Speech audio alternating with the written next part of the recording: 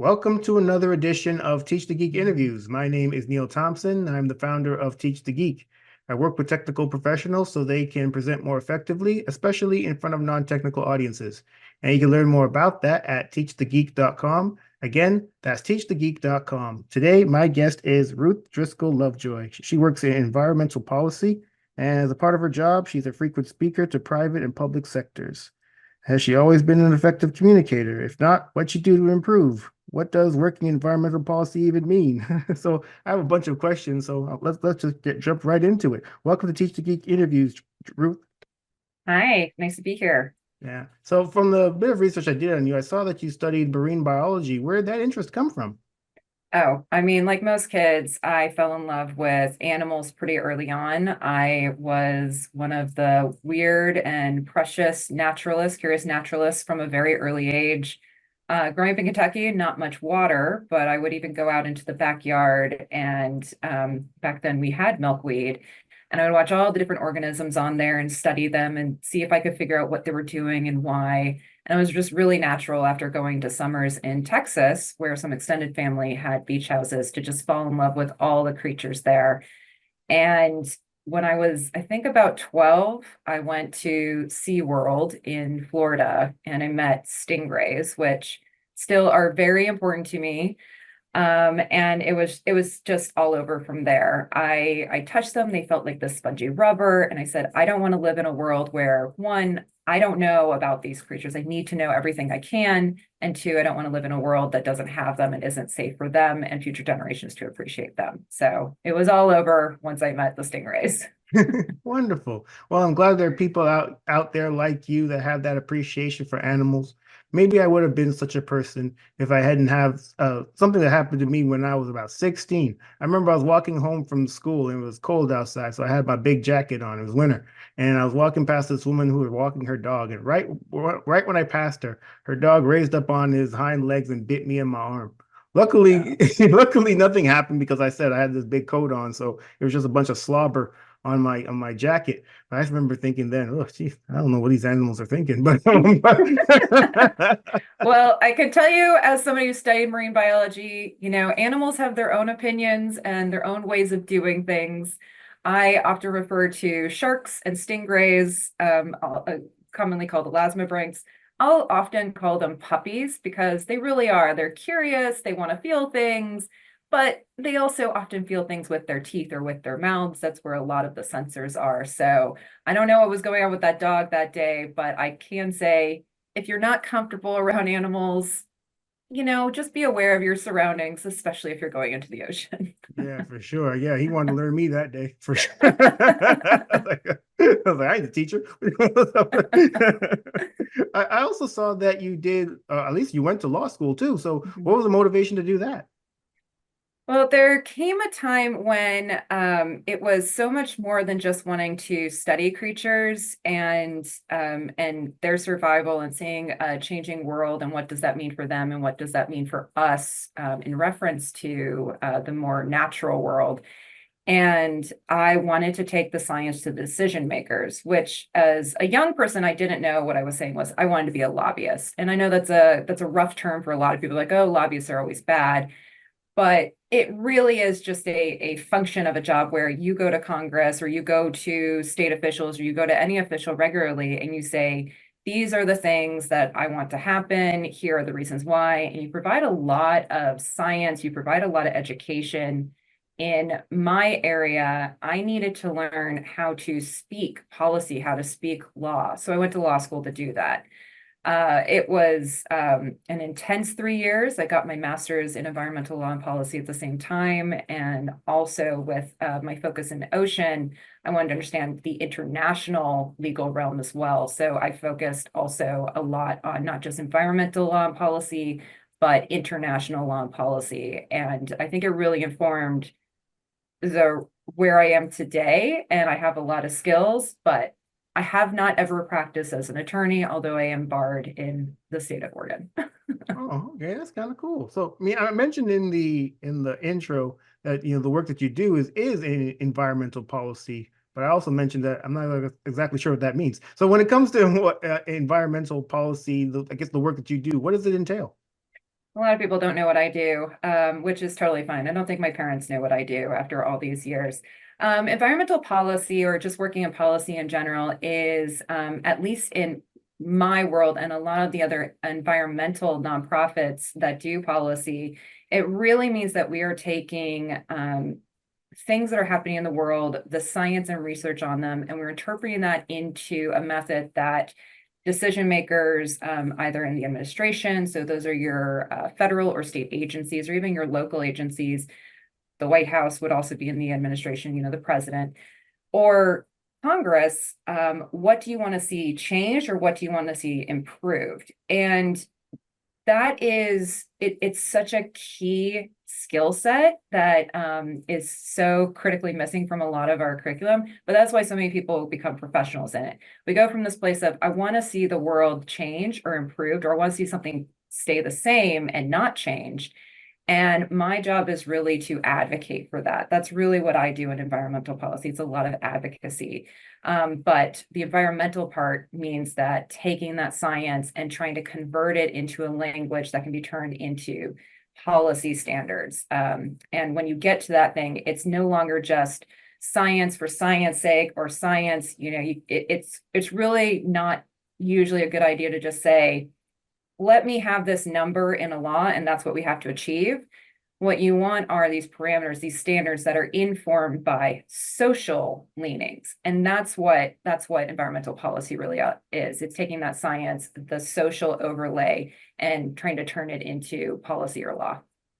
How do you go about persuading somebody that maybe doesn't see things your way so that they do?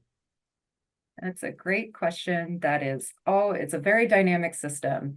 A lot of it's about relationship building and not so much of just influencing them and trying to change their mind. It is about first showing them that you are a credible source, or that where you're getting your information is a credible source. When I work with Congress, a lot of the work is to make sure that they're hearing from constituents. So the people who do elect them into their positions. They want to hear from the people who not only elect them, but they are supposed to be serving. So in that way, it's really important to say, well, this is how this is, we'll just choose sea level rise. This is how this is impacting your constituents. Sea level rise is getting bigger. It is destroying natural environments. More of the houses are falling down. There's more flooding. There's more damage. This is how it's impacting your constituents. And the constituents, of course, are also wanting to get help.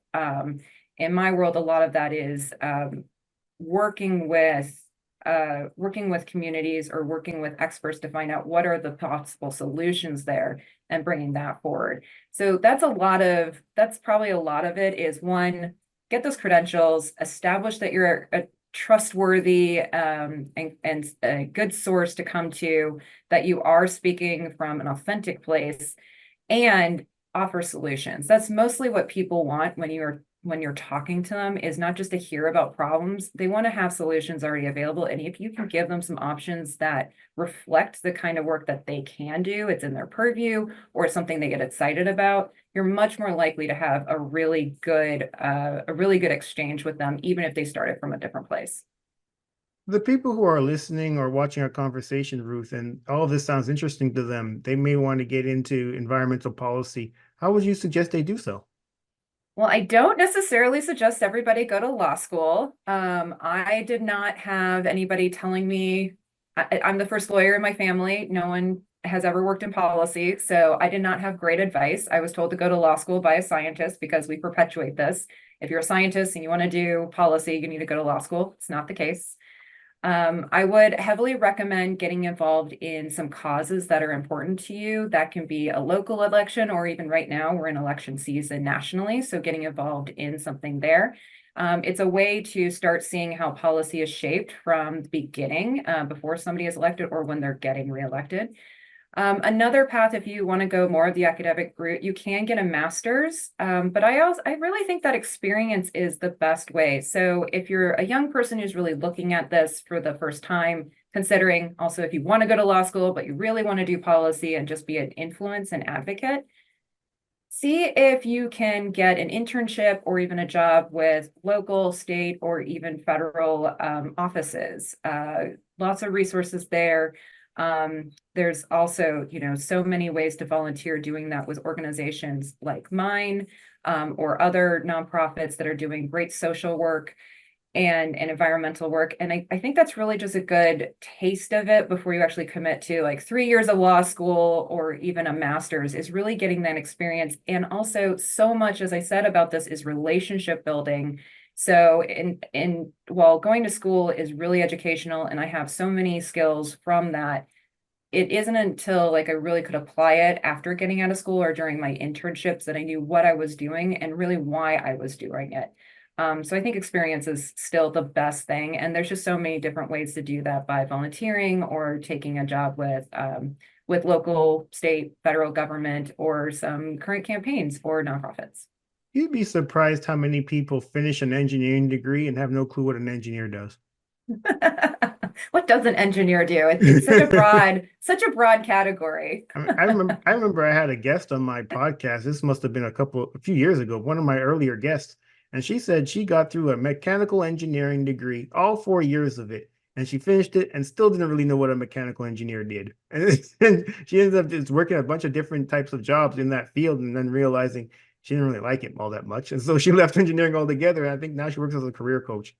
Yeah, I think there's a lot of that still going around, and it's because we have had this, college is the way to a good job, a master's is the way to a good job.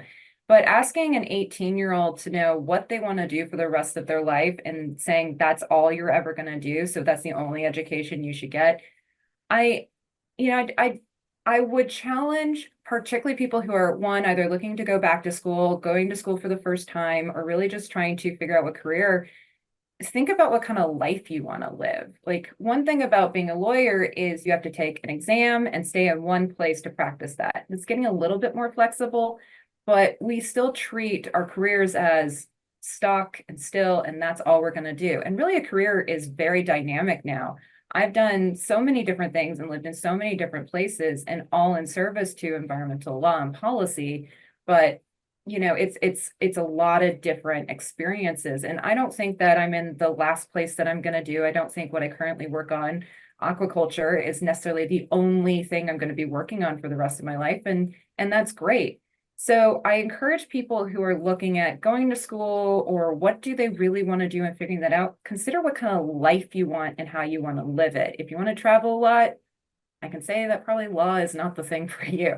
If you want to, make a lot of money and then stop working early, there's some trajectories there. If you want to own a farm, maybe get something a little bit more flexible while you're building up your farm, your farm base. But that's a lot of the advice I give, particularly to the college and master students that I talk to and mentor, is what kind of life do you want to live? Consider that, and consider how the schooling and the experiences that you need to get you to that life. Yeah, I think you're giving those people some excellent advice, Ruth. I think in previous generations, it wasn't uncommon for somebody to leave school and then go work somewhere for their entire working life, Yeah. get the gold watch or whatever, and then get your pension and then go, right off into the sunset. But those days are long gone. Those are days I've never experienced. Because you could be working one place right now, and then later that day you could be laid off, and then you got to figure out what are you going to do next. And we have to be way more flexible, I think, than people from previous generations. And I think you're right. Yeah, and not only that, but life's more interesting that way. You get to work in various things. You don't have to kind of pigeonhole yourself into any one thing. I've been doing this podcast for a number of years now, and really some of the more interesting guests have been those people who started off in one place and ended up somewhere completely different. And it's just because, why not? I mean, you have one life to live. That's exactly right. And I think you're absolutely right about that flexibility that we now really do have to bring into how we see careers. The generation that you're talking about, work was part of the identity. This is just what I am, but also it wasn't as much of the identity, because it's just like, I just work. That's what I do.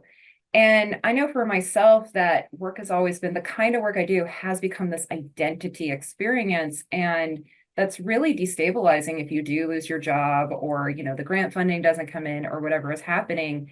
And it's not up to you always, it's up to the ebbs and flows of the markets and who needs what right now.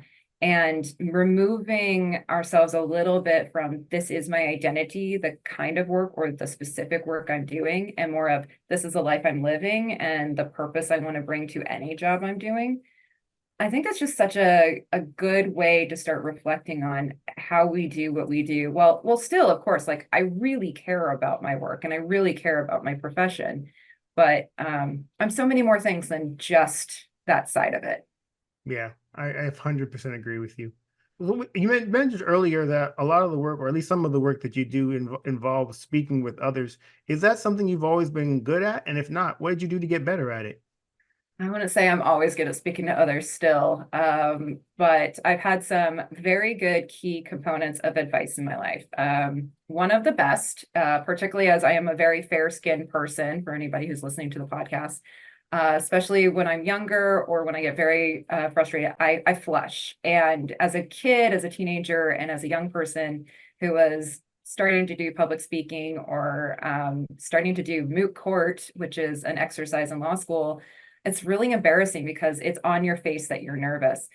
But I always remember what my mother would say. My mother is even fairer than me. And she would say, well, just remember that somebody who blushes is very beautiful. So in the back of my head, to calm myself whenever I was flushing and I just had to continue, I would say things to my mantra was just like, you're so pretty right now. You're so pretty right now, which is, it's a trick, it's a hack, but it is still a mantra of like, just move through this. This is not what you need to focus on. I've also had some really good advice from a more senior lobbyist who said, there's no perfect way to have a conversation. And taking that into what I do every single day, you never know what the conversation is going to be like. You don't know where somebody is in their day and what mood.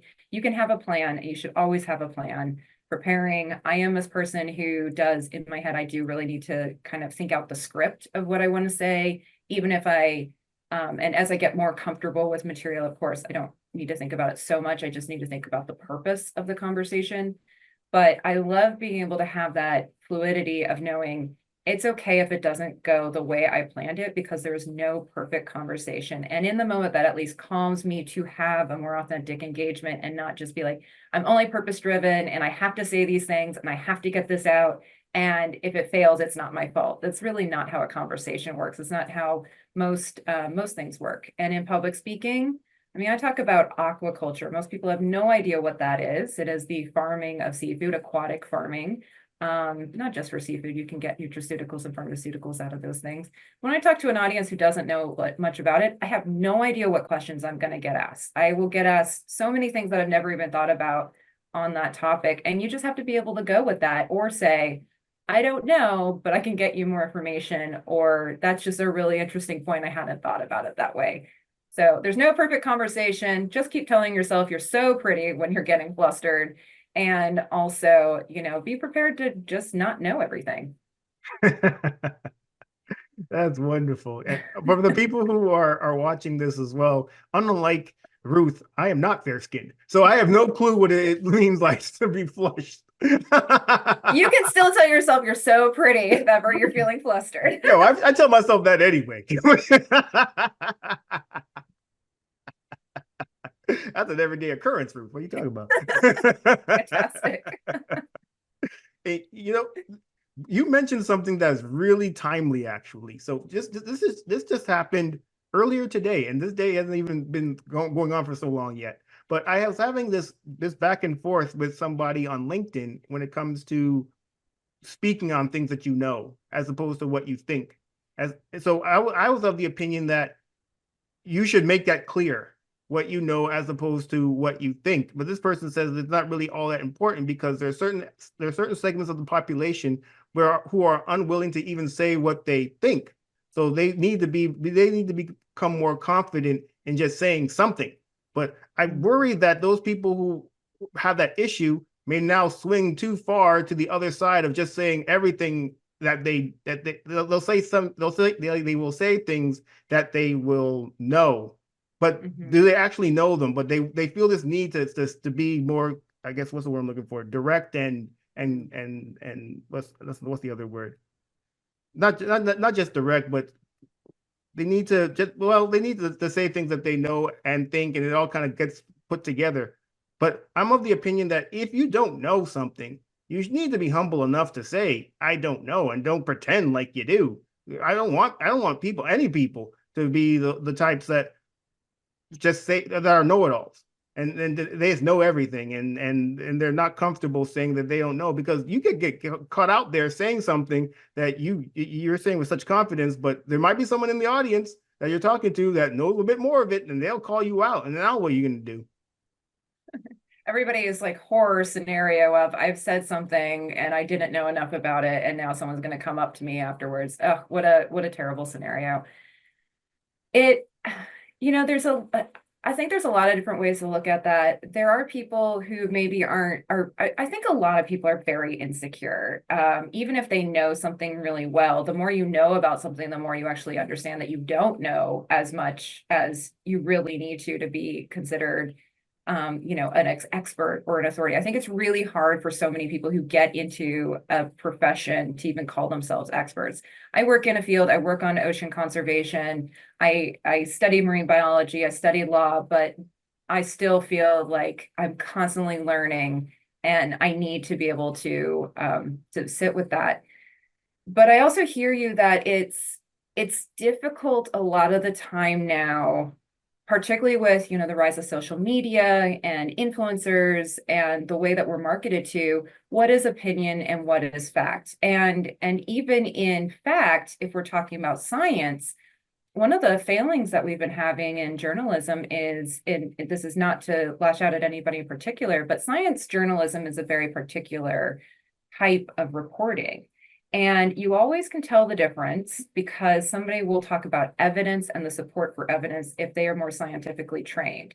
If they say it's proven that something has happened and it's a scientific study, you know that they don't actually have as much experience there, because in science, the scientific method, you can't ever actually prove something. It's just the evidence suggests this will happen every time. And so where is the opinion? Because evidence suggests something, and that is what you're delivering. And where is the opinion? Because, well, I saw it happen once, or I think this is the way it's going to happen. And where is the insecurity of also being, say, I am the expert, or I want someone to see me as an expert because I'm growing in this. And I'm not sure what always the rule is. I mean, scientifically, I wish that everybody could understand the scientific method better so they understand that very particular distinction of what becomes fact and why, and what is evidence-based. But it would be a more beautiful world if, when people ask for opinion, we do say, this is my opinion based on the evidence I have, or based on the fact that I've been working in this for 20 years. But I guess actually when I say it that way, almost everything really is an opinion. It's just how much information you have when you're delivering it versus somebody who doesn't have as much information. Yeah, I think you're right about that. I think it really does come down to people having informed opinions as opposed to Yeah, uninformed opinions. exactly. And if they're sharing that, and I do know it's sometimes hard, like, particularly hard when you know a little bit about something and you want to share that with people because they've asked you a question like, oh, well, I know a little bit about something, so I'm going to share that thing. But now you're now seen as the expert on that. They're going to keep asking you questions like, oh, now what do I do? I'm not going to go cite my references. I'm having a conversation right now. So there is, like I said before, I think there is a lot of power in getting comfortable with saying, I don't know, or I don't know enough about that, and I've shared how much information I have. It would be great if we could all get there, but also just a plea for people. If you're talking about science, figure out if it's evidence-based, or it's so evidence-based, we call it fact. Yeah, I think you're absolutely right. I think we're both right. But people need to become more comfortable saying, I don't know. I mean, Yeah. who knows everything anyway? I mean, even if you know that little bit that you know, sure, share that with we share that with people. But then when they start asking you questions that's above what your knowledge is, well, be comfortable saying, I don't know. And frankly, I actually respect those people more because I think they're honest. Yeah. I am so impressed by people who ask questions. I find that, I mean, I don't know why, but when people ask really good questions, I just find that even more fascinating and more intelligent sometimes than the people who are just talking because they've been asked the question. And I always want to become one of those people. I want to be the person who asks the really good questions that gets other people involved and engaged and sharing what they know, because that's how we really get to really amazing solutions and concepts outside of the status quo, is when other people feel secure enough to share. I think that was one of your points of, what can you share about your experience that, your experiences are fact. Share that and say it's your experience, and maybe that will build some really great dialogues that create some new solutions, instead of just one person who's like, I know a little bit or a lot about this and let me just keep talking at you. Yeah, absolutely. Hopefully you're impressed by me right now. I ask a bunch of Very questions. impressed. Great conversation. Yeah, absolutely. I still don't know what an engineer does, but I do. Well, I mean, ultimately, an engineer is a problem solver. I mean, that's really what it is. They see problems, they come up with solutions to them based on scientific principles, and that's basically it. I mean, I love that. That's such that's a it. great answer. That's it in a nutshell, really. I mean, but one other question I had was, when it comes to the speaking that you do in front of people, do you, especially when it comes to presentations, do you have a process for putting your presentations together? And if so, what is it?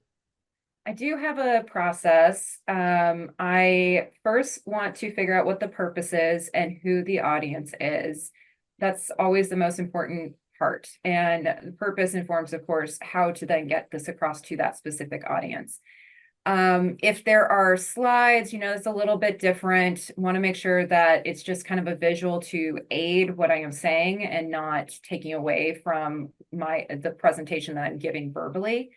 And I am the way I think and the way I was trained to also practice my speech patterns.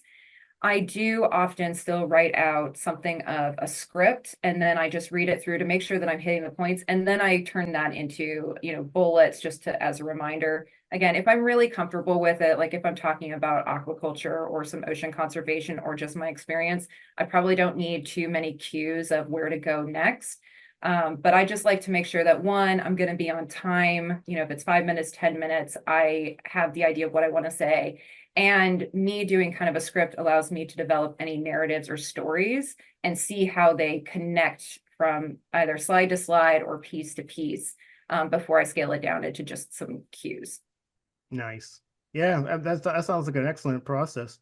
This has been a really great conversation, Ruth. Thank you so much for being a guest. How can people get in touch with you? Well, I love LinkedIn as well. So you can find me, Ruth Driscoll-Lovejoy. That's a really great way to reach me. I also have an Instagram account. It is Caffeinate and Conservate. I sometimes post about aquaculture. I sometimes post about my travel. It is currently a private account, but if I get a request from you right now, I'm sure I'll connect it to the show. Wonderful. Well, everyone, that marks the end of another edition of Teach the Geek interviews. My name is Neil Thompson. I'm the founder of Teach the Geek. I work with technical professionals so they can present more effectively, especially in front of non-technical audiences. You can learn more about that at teachthegeek.com. Again, that's teachthegeek.com. Until next time, take care and stay safe. Thanks, Ruth. Thank you.